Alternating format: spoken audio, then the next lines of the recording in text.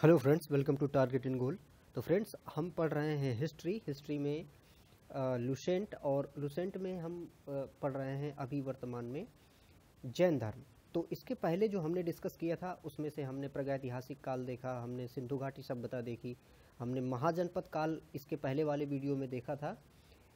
तो आज का अपना टॉपिक जैन धर्म से है, और इसके पहले वाले वीडियोस अगर आपने नहीं देखे हैं तो वो वीडियो भी देख लें। और जैसा कि मैं अन्य वीडियो में भी कहता हूं कि अगर आपको गति इसकी कम लगे तो आप अपने YouTube में इसको थोड़ा सा बढ़ा सकते हैं गति को, और आप इसका जल्दी भी ख़त्म कर सकते हैं। तो जैन धर्म के संस्थापक एवं प्रथम तीर्थंकर ऋषभ देव को कहते हैं। यहाँ पर देखिए, जैन धर्म के जो संस्थापक थे वो कौन थे? ऋषभ देव थे। अब तीर्थंकर क्या होता है? तीर्थंकर का मतलब वो होता है कि ऐसा व्यक्ति जो हमें इस भवसागर से, इस तीर्थ से पार करा दे, उसे हम तीर्थंकर कहते हैं। तो प्रथम तीर्थंकर ऋषभ देव थे। जैन धर्म के 23वें तीर्थंकर पार्श्वनाथ थे, जो काशी के इक्ष्वाकु वंशीय राजा अश्वसेन के पुत्र थे। इन्होंने 30 वर्ष की अवस्था में संन्यास का जीवन स्वीकार किया था। इनके द्वारा दी गई जो शिक्षाएं थी उनमें से हिंसा न करना, सत्य बोलना, चोरी न करना तथा संपत्ति न रखना। इसमें एक चीज पांचवी महावीर जैन ने जो जोड़ी थी, उन्होंने जोड़ा था कि ब्रह्मचर्य भी इसके साथ में होना चाहिए। तो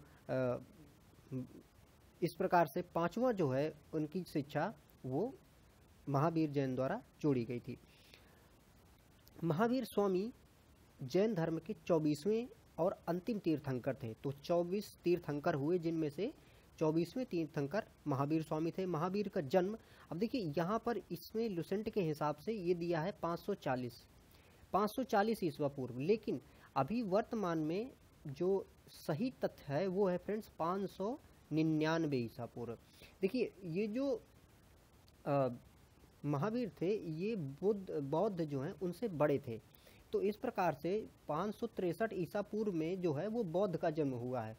लेकिन अगर हम बात करें कि ये महावीर जैन का जो जन्म है तो रियल वो 599 है। हालांकि पहले की एनसीईआरटी बुक्स में भी ये 540 ही रखा गया है, इसलिए सारी किताबों में यही चीज़ अभी छप के आ रही है। लेकिन इसको हमें ध्यान देना है कि 599 ईसा पूर्व अब नई किताबों में ये प्रिंट होके आ रहा है। तो ध्यान रखना है कि 540 ये पुराना कंटेंट है और 599 ईसा पूर्व वर्तमान का कंटेंट है। कुंडग्राम वैशाली में इनका जन्म हुआ था। इनके पिता सिद्धार्थ ज्ञात्रक कुल के सरदार थे और माता त्रिशला लिच्छवी राजा चेटक की बहन थी। महावीर की पत्नी का नाम यशोदा था और इनकी एक पुत्री जो थी उसका नाम अणोज्जा या प्रियदर्शनी था। महावीर के जन्म का नाम या बचपन का नाम क्या था? वर्धमान था। और इन्होंने 30 वर्ष की उम्र में माता पिता की मृत्यु के बाद अपने बड़े भाई नंदीवर्धन से अनुमति लेकर संन्यास जीवन को इन्होंने स्वीकारा था, संन्यास इन्होंने ले लिया था। 12 वर्ष की कठिन तपस्या के पश्चात महावीर को जृंभिक के समीप ऋजुपालिका नदी के तट पर साल वृक्ष के नीचे तपस्या करते हुए संपूर्ण ज्ञान प्राप्त हुआ इन्हें। तो देखिए, ऋजुपालिका नदी और जृंभिक के समीप साल वृक्ष के नीचे इनको ज्ञान प्राप्त हुआ था। इसी समय से जो जैन हैं ये हैं, इनको जिन या विजेता कहा जाने लगा था। जिन का मतलब होता है वो जो जिसने जीत लिया है। अब जीत क्या लिया है? जिसने अपने इंद्रियों को जीत लिया है, इंद्रियों पे अपना बस कर लिया है, उसे कहते हैं जिन या विजेता। और इसी के साथ इन्हें अरहत का मतलब होता है पूज्य, और निर्ग्रंथ भी कहते हैं। निर्ग्रंथ का मतलब होता है बंधनहीन, जिसके कोई बंधन ना हो उसे हम निर्ग्रंथ कहते हैं। महावीर ने अपना उपदेश प्राकृत अर्धमागधी भाषा में दिया है, और महावीर के अनुयायियों को मूलतः निग्रंथ कहा जाता था। महावीर के प्रथम अनुयायी उनके दामाद, जो कि हमने देखा कि अणोज्या जो उनकी पुत्री थी, उनके पति यानी कि उनके दामाद प्रियदर्शनी के प्रति अणोज्या का दूसरा नाम क्या है? प्रियदर्शनी। और इनके पति का नाम क्या था? जामिल। तो जामिल को सबसे पहले इन्होंने अपना अनुयायी बनाया था। प्रथम जैन भिक्षुणी जो थी, प्रथम जैन भिक्षुणी नरेश दधिवाहन की पुत्री चंपा थी। तो चंपा सबसे पहले इनकी भिक्षुणी थी स्त्रियों में। महावीर ने अपने जो शिष्य हैं उनको गेरा गणधरों में बांट दिया था, विभाजित किया था। आर्य सुधर्मा अकेला ऐसा गंधर्व था जो महावीर की मृत्यु के बाद भी जीवित रहा, और जो जैन धर्म का प्रथम थेरा या उपदेशक। तो जैन धर्म में उपदेशक जो होते हैं उनको किस नाम से जानते हैं? थेरा नाम से जानते हैं। महावीर स्वामी के भिक्षुणी संघ की प्रधान जो थी, मुख्य जो थी, वो थी चंदना। और यहाँ पर देखिए जो जैन तीर्थंकर हैं उनके कुछ प्रतीक दिए गए हैं और उनका नंबर भी दिया गया है कि किस नंबर के थे। जैसे कि देखिए ऋषभदेव, तो ऋषभदेव क्या है? प्रथम थे, और इनका जो प्रतीक था वो सांड था। इसके बाद अगर हम अजितनाथ को देखते हैं तो ये द्वितीय थे, इनका प्रतीक हाथी था। संभव थे तृतीय और इनका घोड़ा प्रतीक था। संपार्श्व थे सप्तम, मतलब 7वें नंबर के थे, और इनका जो प्रतीक था वो था स्वास्तिक। शांति नाम के एक 16वें तीर्थंकर हुए जिनका चिन्ह था हिरण। इसके बाद में अरनाथ 18वें थे, और मीन मतलब मछली इनका प्रतीक चिन्ह था। नामी थे 21वें, और कमल नील कमल इनका प्रतीक चिन्ह था। अरिष्टनेमी ये महत्वपूर्ण है, और ये शंख इनका प्रतीक था, ये 22वें नंबर के थे। पार्श्व भी महत्वपूर्ण है, पार्श्व और ये 23वें थे, और इनका प्रतीक चिन्ह सर्प था। और लास्ट के जो तीर्थंकर थे वो महावीर थे, जिनका चिन्ह जो था फ्रेंड्स वो क्या था? सिंह था, और ये 24वें तीर्थंकर थे। तो इसमें 24 तीर्थंकर ही हुए हैं। दो जैन ग्रंथों जो जैन ग्रंथ हैं उनमें से जो तीर्थंकर हैं, तो उन तीर्थंकरों में से ऋषभदेव और अरिष्टनेमी, इन दो के जो नाम हैं वो ऋग्वेद में भी मिलते हैं। अरिष्टनेमी को भगवान कृष्ण का निकट संबंधी माना जाता है। तो दो जो तीर्थंकर हैं कौन कौन? ऋषभदेव और अरिष्टनेमी। तो इनके ही जो नाम हैं वो ऋग्वेद में हमें मिलते हैं। लगभग 300 ईसा पूर्व में मगध में 12 वर्ष का भीषण अकाल पड़ा था, जिसके कारण भद्रबाहु अपने शिष्यों के साथ कर्नाटक चले गए, किंतु कुछ अनुयायी स्थूल भद्र के साथ। अब देखिए यहाँ पर भद्रबाहु और स्थूल बाहु दो व्यक्ति थे जो मतलब जैन धर्म के विशेष लोग थे। उनमें से जो स्थूल बाहु थे वो मगध में ही रह गए थे जब भीषण अकाल पड़ा 12 वर्ष का। लेकिन वहाँ पर जो भद्रबाहु थे वो दक्षिण की ओर कर्नाटक चले गए। अब कर्नाटक चले गए, और कर्नाटक जाने के बाद में जब वो वापस आए तो उन्होंने स्थूल भद्र जो यहीं पर रह गए थे मगध में, इनको मानने से मतलब नकार दिया, क्योंकि इन्होंने श्वेत वस्त्र धारण करने शुरू कर दिए थे। लेकिन जो भद्रबाहु थे वो जो दक्षिण में चले गए थे वो नहीं वस्त्र धारण किए थे। इसलिए यहाँ पर जैन धर्म की दो शाखाएं बढ़ गई थी, एक थे दिगंबर और एक थे श्वेतांबर। तो जो लोग मगध में ही रह गए थे स्थूल भद्र के साथ में, वो सफ़ेद कपड़े पहनने लगे थे, इसलिए उनको श्वेतांबर कहा जाने लगा था। और जो दक्षिण भारत में चले गए थे भद्रबाहु के साथ, उनको दिगंबर कहा जाया था। ऐसी भी मान्यता है कि जो मौर्य था चंद्रगुप्त मौर्य, वो इन्हीं भद्रबाहु के साथ में नीचे चला गया था, मतलब दक्षिण में चला गया था, और श्रवण बेल गोला में उसने मतलब अपने प्राण त्यागे थे संलेखना विधि से। संलेखना एक जैन धर्म की प्रक्रिया है जिसके माध्यम से मतलब भूखे रहकर व्यक्ति अपने प्राणों का निसर्ग करता है, इसे संलेखना प्रक्रिया कहते हैं। तो ऐसा माना जाता है कि जो जैन था चंद्रगुप्त मौर्य था वो मतलब जैनी हो गया था, और वो वहाँ पर उसने प्राण अपने त्यागे थे। जैन के धर्म की कुछ संगीतियाँ हुई हैं। इसमें से संगीतियों में देखिए प्रथम संगीति जो है वो 300 ईसा पूर्व में हुई है, और इसका स्थल पाटलिपुत्र रहा है। अध्यक्ष जो थे इसके स्थूल भद्र।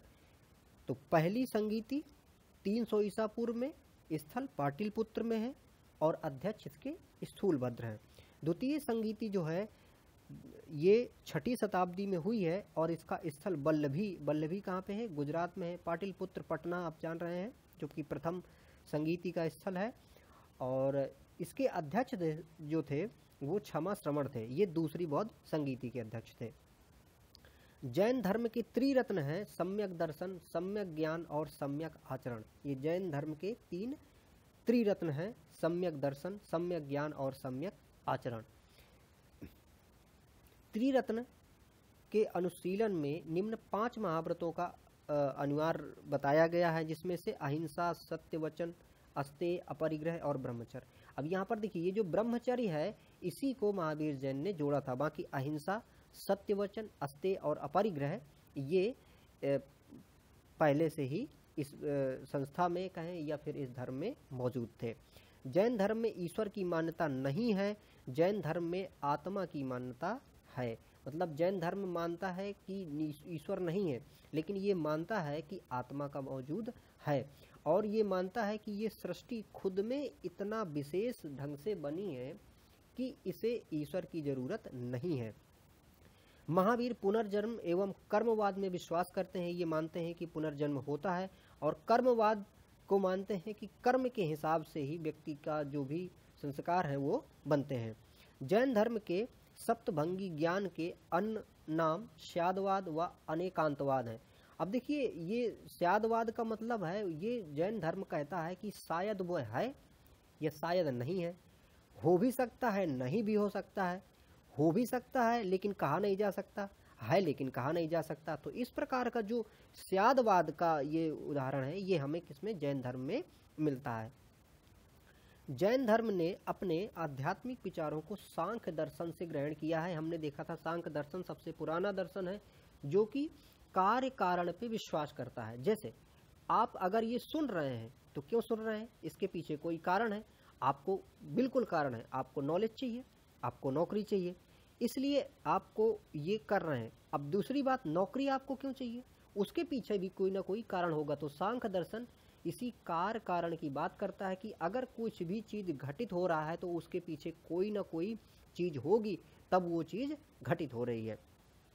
और यही जो आध्यात्मिक विचार हैं जैन दर्शन के, ये इसी कार्य कारण सिद्धांत मतलब कि सांख्य दर्शन से लिए गए हैं। जैन धर्म मानने वाले कुछ राजा उदयन थे, जैसे वंद राजा, चंद्रगुप्त मौर्य, अभी हमने देखा कलिंग राज, नरेश जो खारवेल का राजा था वो भी इसको मानते थे।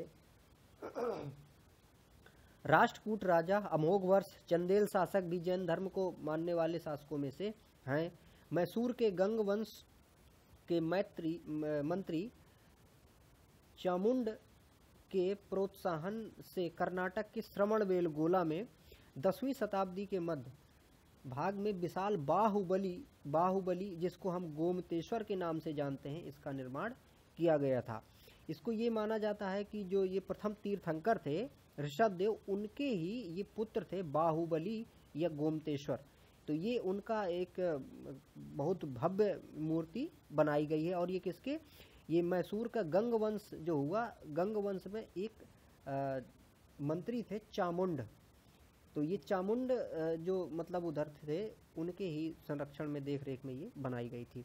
खजुराहो में जैन मंदिरों का निर्माण चंदेल शासकों द्वारा करवाया गया था।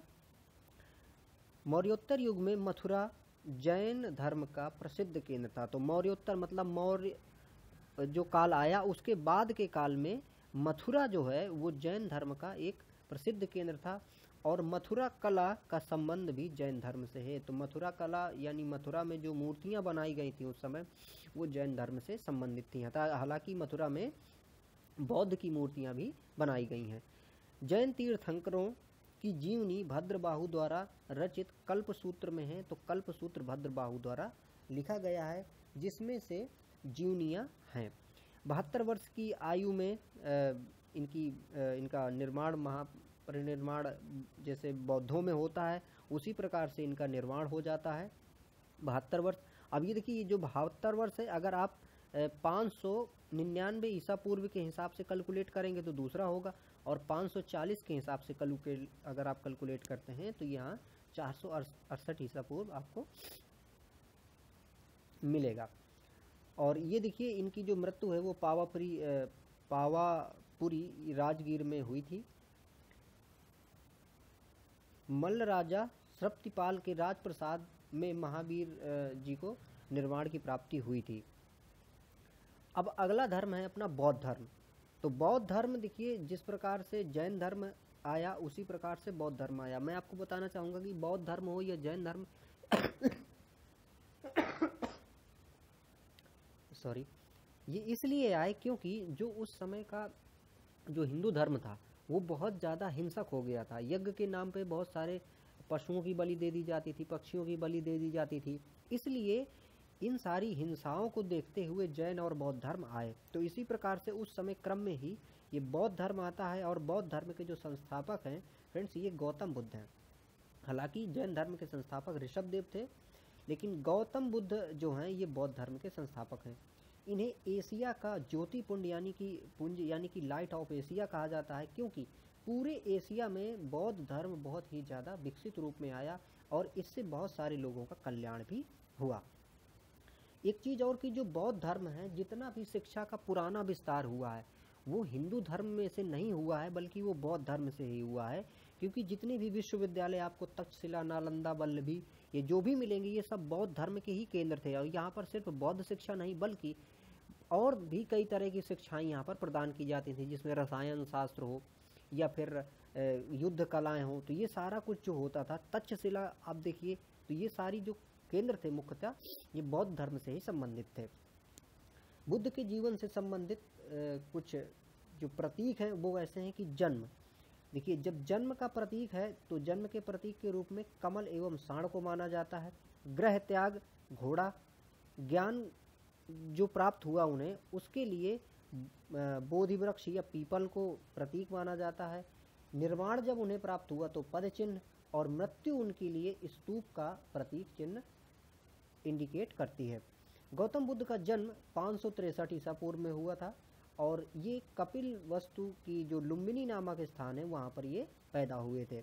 इनके पिता शुद्धोधन शाक्य गणराज्य के मुखिया थे। इनकी माता माया देवी की मृत्यु इनके जन्म के 7वें दिन ही हो जाती है।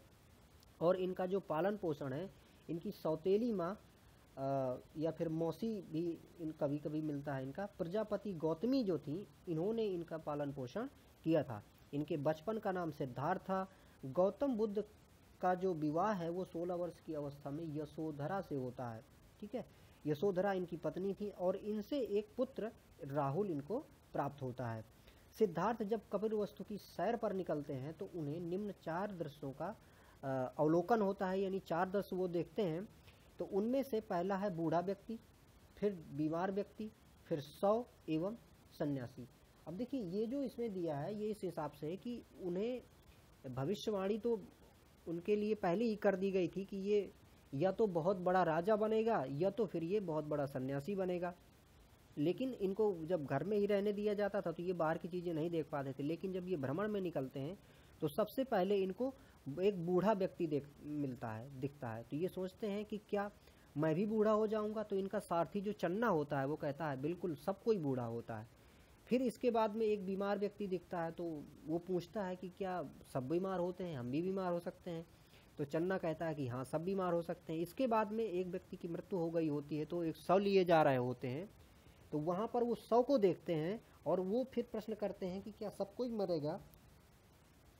तो चन्ना कहता है कि हाँ एक दिन मृत्यु तो सबकी आएगी। और जब आगे पहुँचते हैं तो उसे एक सन्यासी मिलता है जो कि बड़ा ही शांत दिखाई देता है। तब इसके बाद में वो सोचते हैं कि ये बड़ा शांत है और उन्हें जब ये फीलिंग होती है तो वो संसार को मतलब कि इस जीवन को इन चीज़ों को त्याग कर वो संन्यास के लिए निकल पड़ते हैं। सांसारिक समस्याओं से व्यथित होकर 29 वर्ष की अवस्था में इन्होंने गृह त्याग दिया था, जिसे बौद्ध धर्म में महाभिनिष्क्रमण कहा जाता है। गृह त्याग करने के बाद सिद्धार्थ बुद्ध ने वैशाली के अलार कलाम इनसे इन्होंने सांख्य दर्शन की शिक्षा ली थी। ठीक है, सांख्य दर्शन की शिक्षा इन्होंने किससे ली? अलार कलाम से ग्रहण की थी। और जो अलार कलाम थे वो काफ़ी सिद्ध गुरु थे और ये जो शिक्षा इन्होंने प्राप्त की वही इनके ज्ञान का काफ़ी आधार भी बनी और उसी ज्ञान को इन्होंने आत्मसात करके जीवन में फिर आगे काफ़ी लोगों को भी शिक्षित किया। अलार कलाम के बाद सिद्धार्थ ने राजगीर के रुद्र कराम पुत्र से शिक्षा ग्रहण की, मतलब दूसरे जो इनके गुरु रहे वो रुद्र कराम पुत्र थे। और इसके बाद उर्वेला में सिद्धार्थ को कौंडिन्य, वप्पा, भादिया, महानामा एवं अस्सागी नामक 5 साधक मिले थे, जिनके साथ मिलकर इन्होंने काफ़ी घोर तपस्या की थी। और इन्होंने काफ़ी तपस्या में बिना अन्न जल ग्रहण के भी 6 वर्ष तक इन्होंने कठिन तपस्या की। और 35 वर्ष की आयु में बैसाख की पूर्णिमा में रात में एक वृक्ष के नीचे बैठे थे, ये पीपल के वृक्ष के नीचे, और वो जो वृक्ष था वो निरंजना या फल्गु नदी के किनारे था। वहीं पर इनको ज्ञान प्राप्त होता है, और ज्ञान प्राप्त के बाद ये बुद्ध कहलाते हैं, क्योंकि ये बौद्धत्व को प्राप्त हो गए होते हैं। और ये जो बोध गया जो नाम का स्थान है फ्रेंड्स, ये वही स्थान है जिसे मतलब ये बताया गया है कि फल्गु नदी के किनारे इनको ज्ञान प्राप्त हुआ था। बुद्ध ने अपना प्रथम उपदेश सारनाथ में दिया था, जिसे हम ऋषिपतनम के नाम से भी जानते हैं, और ग्रंथों में इसको धर्म चक्र प्रवर्तन कहा जाता है। बुद्ध ने अपने उपदेश जनसाधारण की भाषा, उस समय जो पाली भाषा थी उसमें इन्होंने दिए, ताकि सारे लोग इसको बहुत ही सरल भाषा में समझ सकें। बुद्ध ने अपने उपदेश कौशल, वैशाली, कौशाम्बी व अन्य राज्यों में दिए, लेकिन सर्वाधिक उपदेश इन्होंने कौशल देश की राजधानी श्रावस्ती में दिए हैं। इनके प्रमुख अनुयायी शासक जो थे उनमें से बिंबिसार, प्रसेनजित, उदयन थे। इसके साथ में अशोक भी इनका अनुयायी हुआ, और अशोक के समय ही बौद्ध धर्म का बहुत ज़्यादा विस्तार हुआ। और बौद्ध की मृत्यु जो है वो 80 वर्ष की अवस्था में 483 ईसा पूर्व में कुशीनारा, यानी अभी वर्तमान का देवरिया का जो क्षेत्र है वहाँ पर हुआ था। और चुंद एक व्यक्ति था जिसके भोजन से इनको महापरिनिर्वाण की प्राप्ति हुई थी। ऐसा बताते हैं कि जो चुंद था उसको इन्होंने शिक्षा दी, और एक उस समय का जो भोजन होता था, एक पदार्थ होता था मद्दो सुक उसको कहा करते थे, उसको खाने के बाद बताते हैं कि इनको अतिसार हो गया था और फिर इनकी मृत्यु हो जाती है।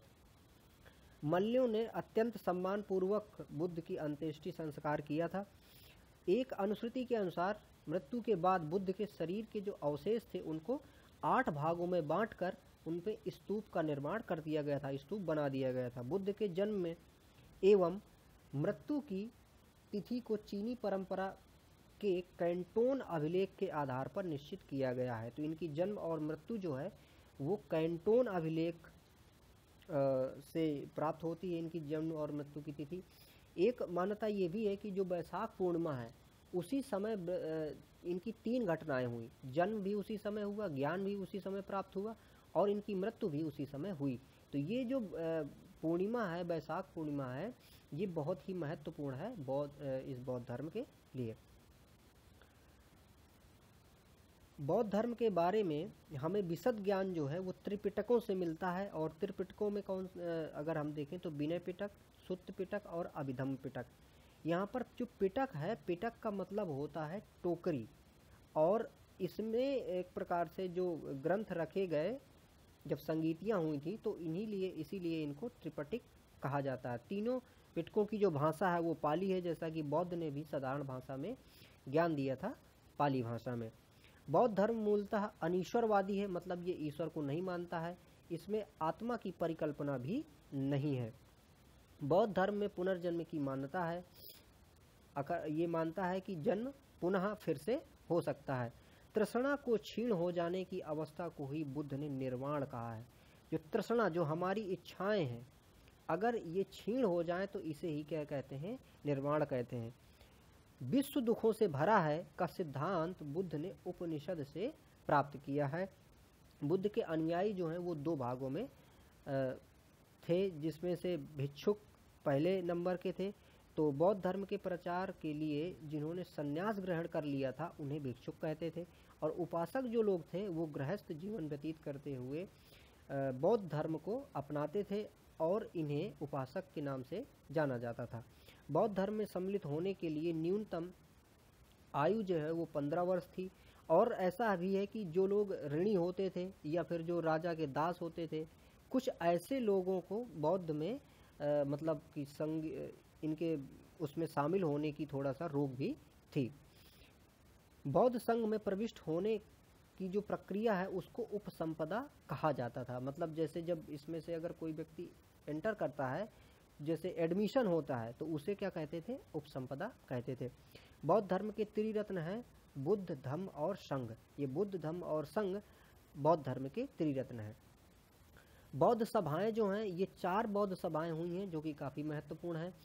और इसमें से पहली जो बौद्ध संगीति या सभा है वो 483 ईसा पूर्व में हुई थी राजगृह में, और इसके अध्यक्ष थे महाकश्यप। शासनकाल जो उस समय था वो था अजात शत्रु का। द्वितीय बौद्ध संगीति जो है वो 383 ईसा पूर्व, मतलब कि 100 वर्ष बाद, सीधे सीधे 483 से 383। और इसका जो स्थान था वो वैशाली था। अध्यक्ष सबाकामी थे और शासनकाल जो था वो काला शोक का था। तृतीय बौद्ध संगीति 255 ईसा पूर्व में पाटिलपुत्र में हुई है, और मोगलीपुत्र तिस जो थे वो इसके अध्यक्ष थे। अशोक का इस समय काल था, अशोक के टाइम का ये संगीति है।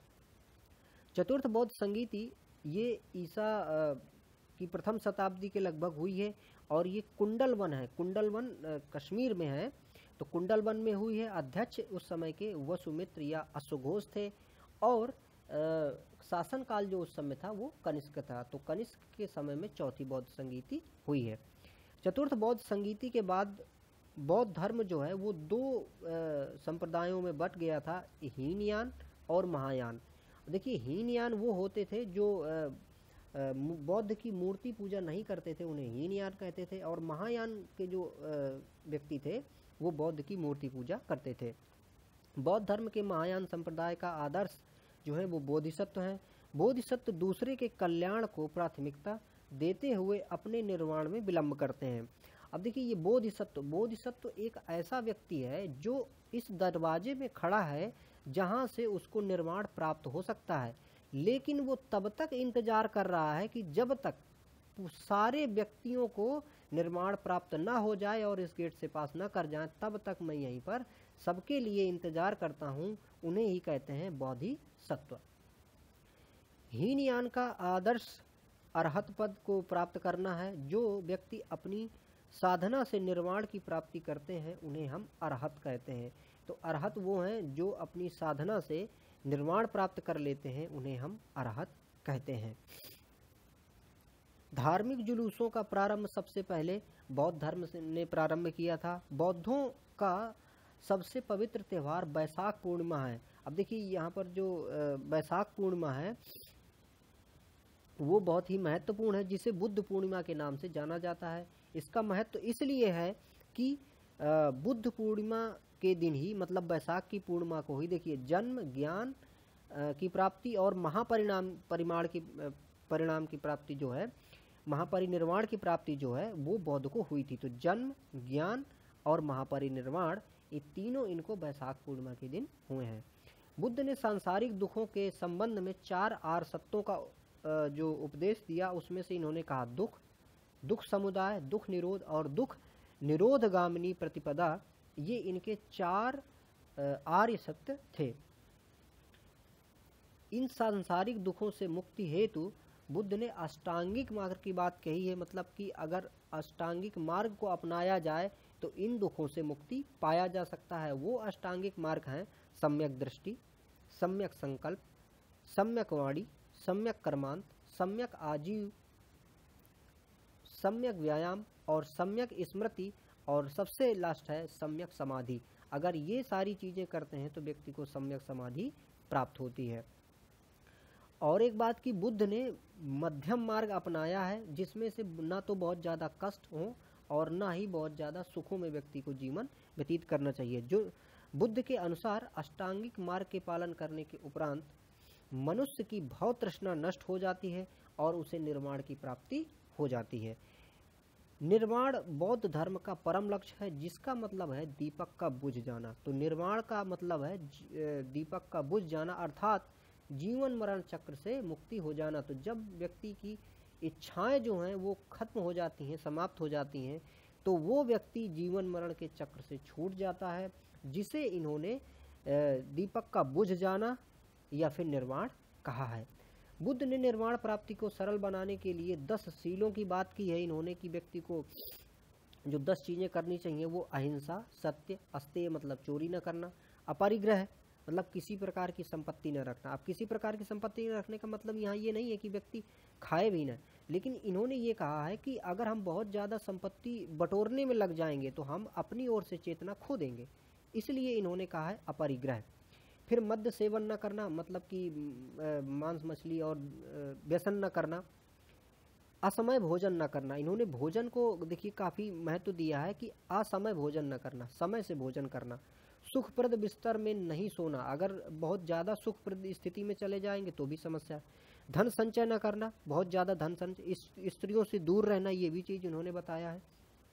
और नृत्य गान आदि से दूर रहना। अब यहाँ पर देखिए हमें लगेगा कि स्त्रियों से दूर क्यों रहना, इसमें हमें लगेगा कि स्त्रियों की निंदा की इन्होंने, नहीं, स्त्रियों की निंदा नहीं की। स्त्रियां तो अपने आप में संयमित हैं, लेकिन पुरुष अपने आप में संयमित नहीं है। इसलिए अगर मान लीजिए कोई व्यक्ति कुछ गलत करना भी चाहे, लेकिन वो गलत साधन ही अगर सामने ना हो तो वो बच सकता है। इसलिए इन्होंने स्त्रियों के से दूर रहने की बात कही। बाकी स्त्रियों को इन्होंने संघ में भी रखा और स्त्रियों को इन्होंने बराबर का मतलब दर्जा भी दिया। गृहस्थों के लिए केवल 5 सील ये जो बताए गए हैं, इनमें से 5 सील ही उनके लिए कहे गए कि उपयोगी हैं। बाकी भिक्षुओं के लिए ये 10 सील मानने की अनुमति दी थी, या फिर कहते कि ये 10 सील उनको मानना चाहिए या वो मानेंगे जो सीधे सीधे इसमें शामिल होना चाहते हैं, मतलब कि भिक्षु बनना चाहते हैं। बुद्ध ने मध्यम मार्ग, देखिए ये मध्यम मार्ग जिसे मध्यमा प्रतिपदा भी कहते हैं, इसका उपदेश दिया, जिसका मतलब ये कि ऐसा मार्ग चुनो कि जिसमें से ना तो बहुत ज़्यादा किसी चीज़ की अति खराब है, तो इसलिए मध्यम मार्ग को अपनाओ। अनीश्वरवाद के संबंध में बौद्ध धर्म एवं जैन धर्म की समानता है। देखिए अनीश्वरवाद मतलब ईश्वर को ना ये मानते हैं, ना ही जैन धर्म मानता है ईश्वर को, लेकिन यहाँ पर आत्मा की जो बात है उसको भी इन्होंने दोनों ने बहुत ज़्यादा तवज्जो नहीं दी है, लेकिन ये थोड़ा सा तवज्जो इस मतलब जो जैन है वो थोड़ा सा कुछ तवज्जो इसको देते हैं आत्मा को, लेकिन यहाँ पर ईश्वर की मान्यता दोनों में नहीं है। जातक कथाएं प्रदर्शित करती हैं कि बौद्ध सत्व का अवतार मनुष्य रूप में भी हो सकता है तथा पशु रूप में भी हो सकता है। ये जातक कथाओं से हमें इसका नॉलेज जो है वो मिलता है। बोधिसत्व के रूप में पुनर्जन्मों की दीर्घ श्रृंखला के अंतर्गत बुद्ध ने शाक्य मुनि के रूप में अपना अंतिम जन्म प्राप्त किया, किंतु इसके उपरांत मैत्रेय तथा अन्य अनाम बुद्ध अभी अवतरित होने शेष हैं। तो मतलब ये कहा गया है कि जो ये बुद्ध की जो लास्ट मतलब वो हमने देखी, लेकिन इसके बाद भी कई बुद्ध अवतरित हो सकते हैं। सर्वाधिक बुद्ध मूर्तियों का निर्माण गंधार शैली के अंतर्गत किया गया था, और अगर हम ये बात करें कि प्रथम मूर्ति बौद्ध की कहाँ मिली है, तो मथुरा कला के अंतर्गत प्रथम बौद्ध मूर्ति मिलती है। तिब्बत, भूटान एवं पड़ोसी देशों में बौद्ध धर्म का प्रचार पद्मसंभव, गुरु निरपांच, मतलब कि ये जो पंच संभव हैं इन्हें गुरु निरपांच के नाम से जानते हैं, जिन्होंने तिब्बत, भूटान और पड़ोसी देशों में बौद्ध धर्म को क्या किया, प्रचलित किया। इनका संबंध जो है वो वज्रायन शाखा से था, जो कि वज्रायन एक बौद्ध धर्म की एक शाखा है। और इनकी जो मूर्ति है वो 123 फीट ऊंची मूर्ति हिमाचल प्रदेश के रेवालसर झील में अवस्थित है। भारत में उपासना की जाने वाली प्रथम मूर्ति संभवतः बुद्ध की ही थी, मतलब कि मूर्ति बनाने का जो कार्यक्रम है वो हमें इसी बौद्ध उससे ही मिलता है। भारत के कुछ प्रसिद्ध देखिए मठ हैं, बौद्ध मठ हैं, और उनका स्थान वर्तमान में कहाँ है, राज्य कौन सा, इसको देखते हैं। तो ताबो मठ, ताबो मठ जो है वो तबो गांव यानी कि स्पीति घाटी और हिमाचल प्रदेश में है। नमग्याल मठ है जो कि धर्मशाला हिमाचल प्रदेश में है। हेमिस मठ है लद्दाख में, जम्मू कश्मीर में। ये लद्दाख तो अब देखिए अलग ही हो गया है, अब जम्मू कश्मीर तो अलग केंद्र शासित प्रदेश हो गया, तो लद्दाख में ही कह सकते हैं अब इसको। थिक्से मठ जो है वो लद्दाख में है, लद्दाख अब मतलब अलग से एक टेरिटरी है। और सासुर मठ ये लाहौल स्पीति हिमाचल प्रदेश में है। मिंडरालिंग मठ देहरादून उत्तराखंड में है। रूमटेक मठ ये गंगटोक सिक्किम में है। और तवांग मठ अरुणाचल प्रदेश में है। और ये नामड्रालिंग मठ ये मैसूर कर्नाटक में है। और बोधिमंडा मठ जो है ये बोध गया बिहार में है। तो फ्रेंड्स, इस प्रकार से इस वीडियो में हमने जैन धर्म और बौद्ध धर्म को कंप्लीट किया। आगे जो हम पढ़ेंगे वो पढ़ेंगे शैव धर्म। इसके साथ हम और भी जो इसमें से कंटेंट रहेगा उसको हम क्रम से पढ़ते जाएंगे। फ्रेंड्स, इस वीडियो को लास्ट तक देखने के लिए आपका बहुत बहुत धन्यवाद। और अगर इन वीडियो से आपकी सहायता होती हो फ्रेंड्स तो इनको लाइक करें और अपने दोस्तों के साथ भी शेयर करें। अगर चैनल पे नए हैं तो चैनल को सब्सक्राइब अवश्य करें। Thank you for watching.